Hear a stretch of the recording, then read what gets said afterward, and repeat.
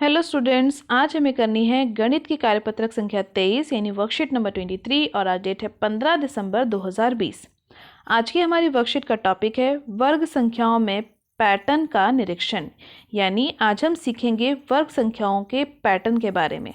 तो कुछ interesting worksheet है। आज की वर्कशीट में हमें वर्ग संख्याओं के पैटर्न यानी उसके अंदर ऐसा क्या पैटर्न है जिसकी वजह से हम उसको समझ पाएँ, उस पैटर्न को आगे फॉलो करके हम आगे की वर्ग भी लिख पाएँ, वो हमने सीखना है। तो चलो स्टार्ट करते हैं आज की वर्कशीट।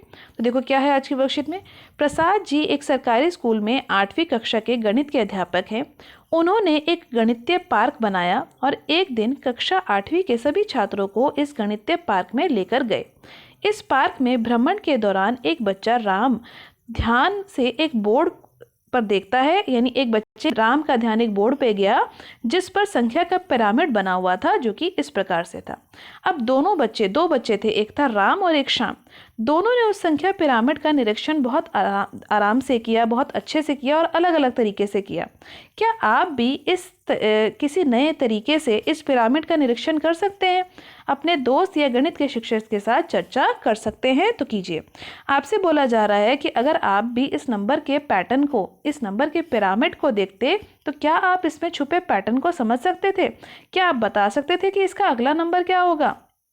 तो देखो समझने की कोशिश करते हैं। पहला नंबर लिखा है 81 यानी 81। अगला नंबर क्या लिखा है 9801 यानी 81 तो लिखा ही था, उसके साथ एक 9 और जोड़ दिया और 81 के बीच में एक 0 डाल दिया। अब अगला संख्या कैसे लिखी गई? फिर से देखो 81 तो लिखा ही था, इसके बीच में पहले एक 0 था, अब इसके बीच में डाले 2 0 और इसके साथ भी लिख दिए 2 बार 9। अब अगली संख्या कैसे लिखी गई? फिर से 81 तो लिखा ही, बीच में कितने 0 डाले? 3 0 और कितनी बार 9 लिख दिया? 3 बार ही 9 लिख दिया। इसी प्रकार अगली बार 4 0 बीच में डाले और 4 बार 9 लिख दिया। अब अगली संख्या कैसे लिखेंगे? 5 बार 9 लिखेंगे और 8 के साथ 5 ही 0 बीच में डालेंगे और लिख देंगे 1। तो हो गया ना पैटर्न कंप्लीट। तो अब देखते हैं राम और श्याम ने इस पैटर्न में क्या निरीक्षण किया, यानी किस तरीके से इस पैटर्न को खोजा। क्या यही पैटर्न खोजा या उन्होंने अपनी समझ से कोई नया पैटर्न यहाँ पर देखा होगा? तो देखो राम ने किस तरीके से पैटर्न को समझा। राम ने संख्या पिरामिड को बहुत ही ध्यान से देखा और बहुत सोचने के बाद उसने इस संख्या पिरामिड में पैटर्न को खोजा। सबसे पहले उसने 81 यानी 81 के बारे में सोचा, जो संख्या पिरामिड में सबसे ऊपर है, तथा उसके बाद 9801 के बारे में सोचा, जो संख्या पिरामिड में दूसरी पंक्ति में था, और उसके बाद फिर गहराई से निरीक्षण करके देखा कि दूसरी पंक्ति में 81 के बाईं और 9 लिखा गया है तथा 8 और 1 के बीच में 0 लिखा गया है। उसके बाद उसने उसी प्रकार दूसरी और तीसरी पंक्ति का भी निरीक्षण किया और देखा कि पंक्ति में 9801 के बाईं और 9 लिखा गया है और 8 और 1 के बीच में 0 को लिखा गया है। और इसी प्रकार यह क्रम चलता जा रहा है। तो यही क्रम तो हमने सोचा था कि पहले 81 है, फिर उसके बाद 81 तो फिर लिखा गया, लेकिन यहाँ पर एक 9 और बीच में 0 डाल दिया गया।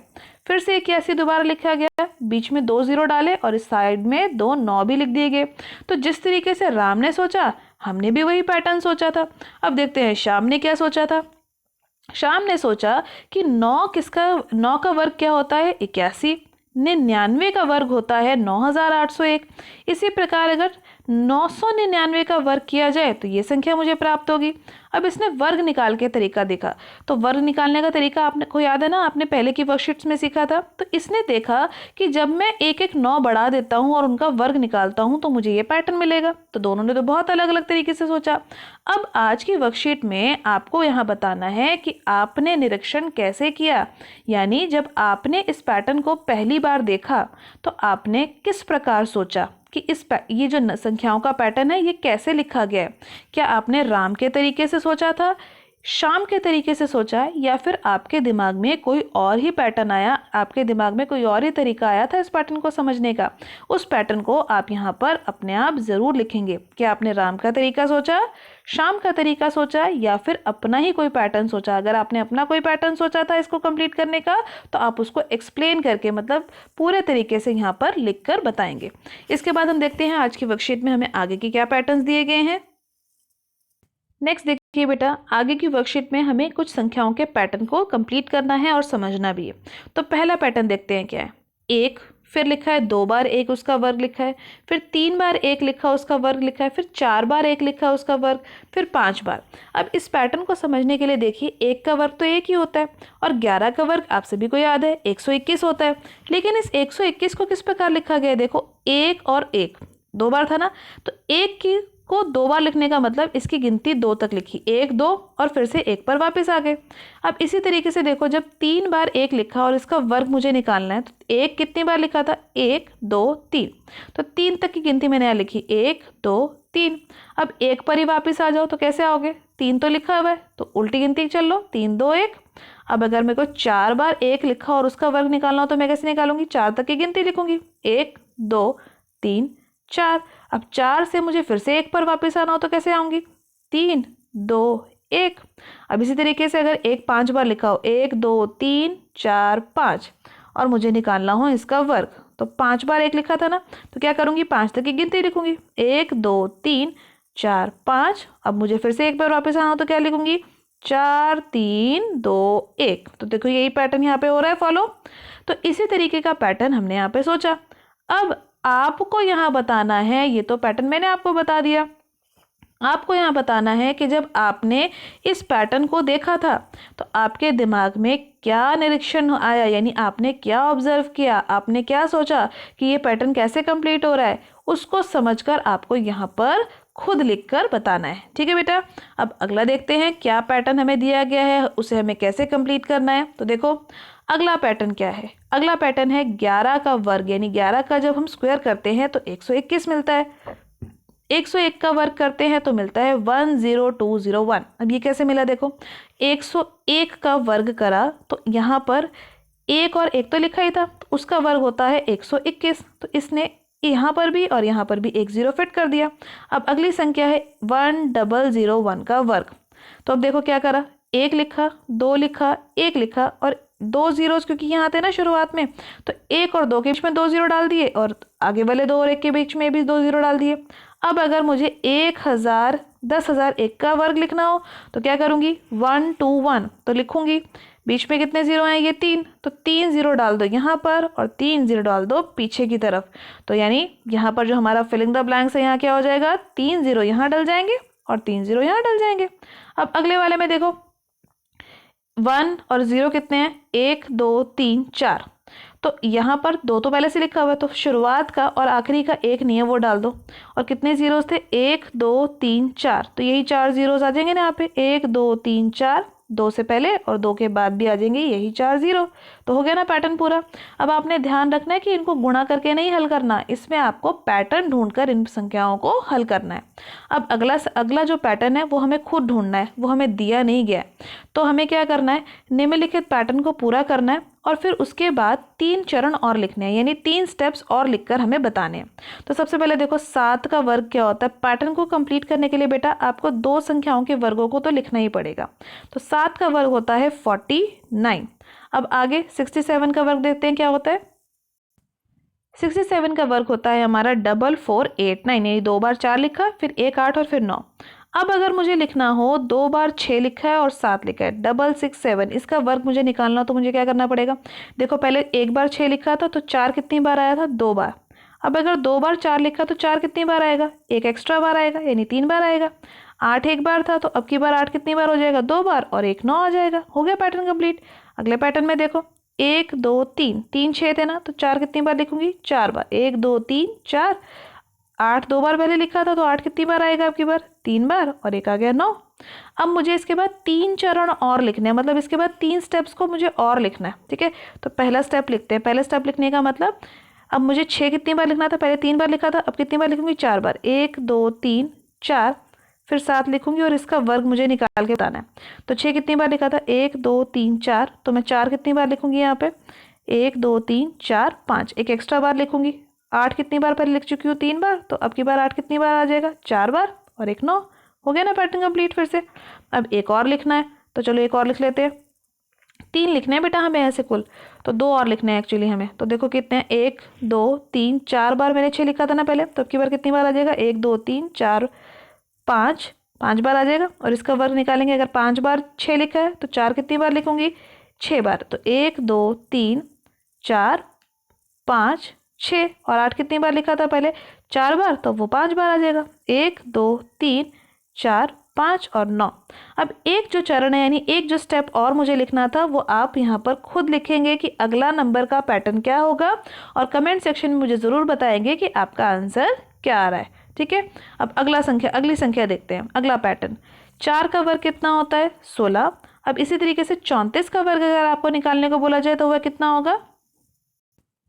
तो 34 का वर्ग होता है बेटा, 2 बार 1 आएगा और 5 और 6 यानी 1156। अब इसके बाद जब मुझे 334 का वर्ग लिखना होगा तो वो कैसे लिखूंगी? 2 बार 3 आया, जब पहले 1 बार 3 था तो 1 कितनी बार आया था? 2 बार। तो जब 2 बार 3 होगा तो 1 कितनी बार आएगा? 3 बार। 5 1 बार लिखा था तो अब की बार 5 2 बार आ जाएगा और आखिर में आएगा 6। अब अगला देखते हैं, अगला वर्ग कैसे पूरा करेंगे, इस पैटर्न को कैसे कंप्लीट करेंगे। 3 बार था 3, तो 1 कितनी बार लिखूंगी? 4 बार। 5 पहले 2 बार था तो अब आ जाएगा 3 बार और आ जाएगा 1 6।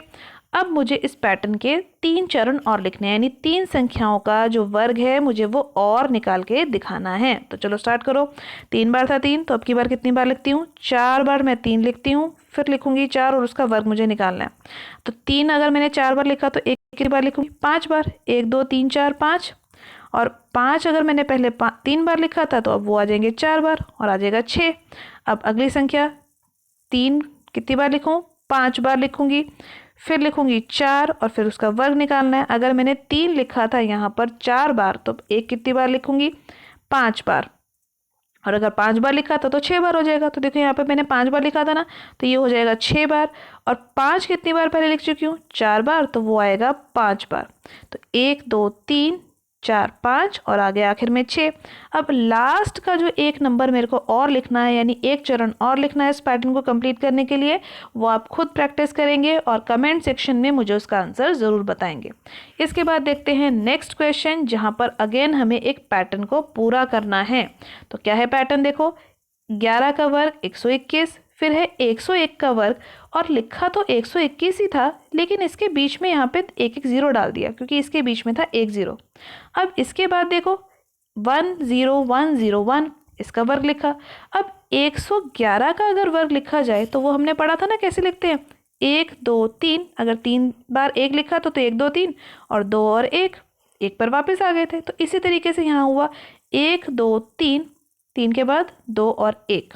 अब इन सभी के बीच में एक एक ज़ीरो डाल दिया, तो ये हो गया ना पैटर्न कंप्लीट। अब आगे देखो 1 कितने बार लिखा? 1 2 3 4 बार लिखा। तो मुझे गिनती कहाँ तक लिखनी है? 4 तक की। 1 2 3 4। अब 4 से फिर से 1 पर वापस आओ, कैसे आओगे?